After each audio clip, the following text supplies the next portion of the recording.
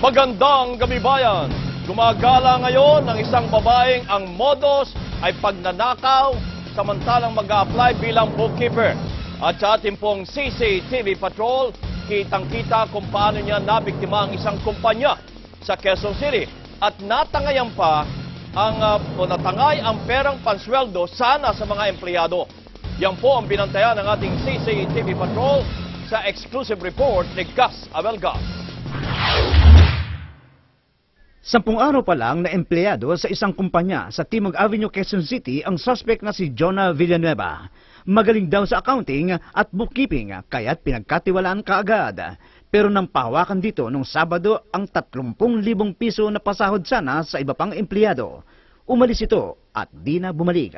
Ang handbag na lamang nito ang iniwan pero ang laman lamang nito isang bote ng mineral water. Ang requirement na NBI at police clearance to follow daw. Kaya di nabusisi ang katauhan ni Jonah Villanueva. Sa biodata ng suspect, idiniklarang ang mister nito ay isang Presidential Security Group member. Yung kailangan ni Madam, sakto doon sa kanyang nalaman eh. Hindi naman totoong address pala niya yan. Saka yung asawa daw niya, taga PSG. Isa pa yung anangko namin na mabuting tao pag taga PSG ang asawa. Walang nagawa ang kumpanya ni Danny kundi i-report ang bagong modul sa pulisya.